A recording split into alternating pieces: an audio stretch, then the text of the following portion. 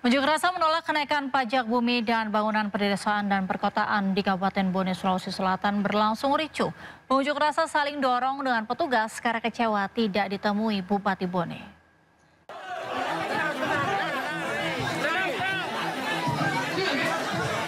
Unjuk rasa yang digelar oleh Aliansi Pemuda dan Mahasiswa yang memprotes kenaikan pajak bumi dan bangunan sebesar 300% di kantor Bupati Bone diwarnai kericuhan.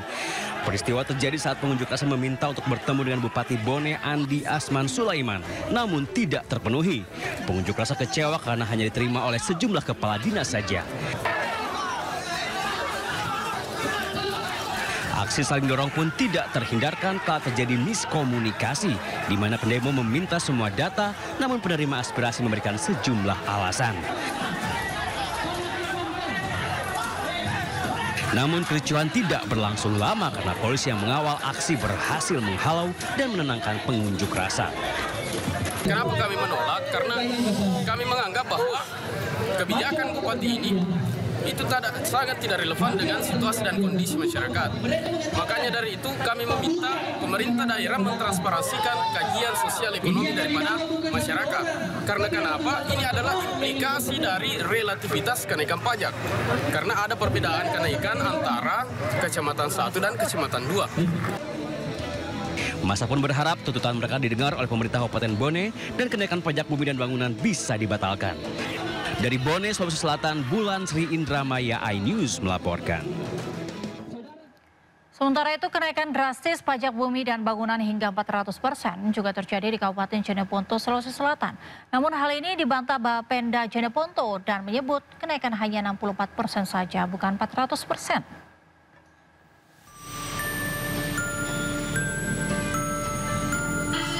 Kenaikan pajak bumi dan bangunan secara drastis juga dirasakan warga Jeneponto, Sulawesi Selatan.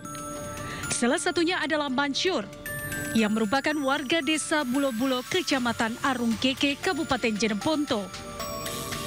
Dirinya merasa kaget setelah mengetahui surat pemberitahuan pajak terhutangnya yang naik hingga 428%.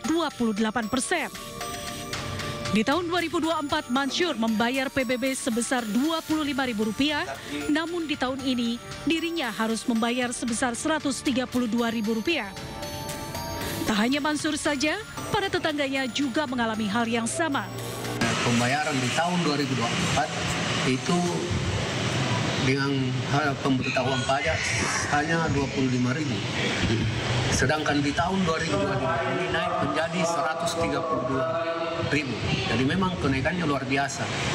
Dan memang bukan hanya saya, ada di beberapa warga juga yang mengeluh terkait dengan kenaikan pajak. Tetangga ada yang tahun kemarin menurut informasinya itu Rp50.000, sekarang naik menjadi Rp600.000. Tapi sampai sekarang dia tidak bayar, dia tidak punya uang. Terkait kenaikan drastis PBB ini dibantah oleh Badan Pendapatan Daerah atau Bapenda Jeneponto yang menyebut kenaikan pajak hanya 64%, bukan 400%. Mengenai kenaikan 400%, setelah kita cek ini, kalau memang betul ini NJOP, apa NJOP-nya dimaksud, itu kenanya kurang lebih 64%, bukan 400%. Lebih lanjut, Kepala Bapenda Jeneponto menyebut penetapan tarif baru ini adalah upaya Pemda menjalankan regulasi yang telah ditetapkan DPRD Jeneponto tahun 2023. Dari Jeneponto, Sulawesi Selatan, Haris Kairang Mamo, iNews melaporkan. Pemirsa, Bupati Pati Sudewo diduga menerima aliran uang dalam kasus dugaan korupsi proyek jalur kereta api di Direktorat Jenderal Perkeretaapian Kementerian Perhubungan saat dirinya menjabat sebagai anggota DPR RI periode 2019-2024. Meski telah mengembalikan uang tersebut, KPK sebut pidana Sudewo tidak lantas terhapus. KPK membenarkan ada keterlibatan Bupati Pati Sudewo dalam proyek tersebut saat dirinya menjabat sebagai anggota DPR RI tahun 2019-2024. KPK menyebut Sudewo telah mengembalikan aliran uang yang diterimanya. Kendati demikian, KPK menyebut pengembalian dana tersebut tidak otomatis menghapus pidana yang telah dilakukan. Bahkan KPK menjelaskan Sudewo diduga memiliki peran hampir di seluruh proyek tersebut.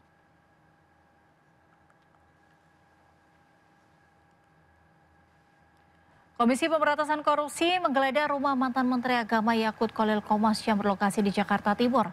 Penggeledahan itu berkaitan dengan penyidikan tindak pidana korupsi penetapan kuota haji yang tengah disidik KPK. Selain rumah Yakut, penyidik juga melakukan penggeledahan di salah satu rumah seorang ASN pada Kementerian Pemirsa, sekelompok pelajar SMA mengambil senjata tajam dari balik tembok rel kereta di Jalan Kalianyar, Tambora, Jakarta Barat. Diduga senjata tajam itu akan digunakan untuk aksi tawuran.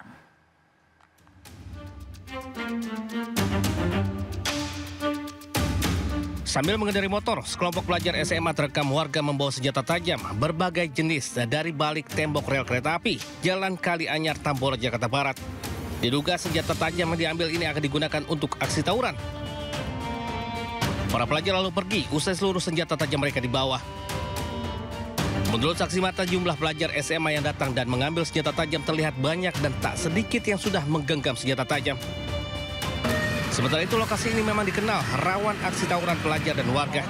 Usai video viral, polisi dari Polsek Tambora segera melakukan penjagaan sebagai pencegahan tawuran pecah yang bisa menyebabkan jatuhnya korban. Dari Jakarta, Miftahul Ghani, iNews melaporkan. Warga menyerbu penjualan beras murah yang digelar di kantor kecamatan di Boyolali, Jawa Tengah. Antusiasme warga antri beras juga terjadi di Pangandaran, Jawa Barat dan Tangerang, Banten. Diharapkan gerakan pangan murah bisa menekan gejolak harga beras. Warga rela antri selama 30 menit untuk bisa membeli beras, minyak goreng, dan telur ayam murah di kantor kecamatan Banyudono, Boyolali. Satu karung beras berat 5 kg dijual Rp57.000, minyak goreng Rp15.000 per liter, dan telur ayam Rp24.000 1 kilonya. Sementara itu, setiap warga dibatasi hanya bisa membeli maksimal 2 karung beras saja. Gerakan pangan murah ini digelar untuk menstabilkan harga bahan pokok di pasaran, utamanya beras yang saat ini kian melejit.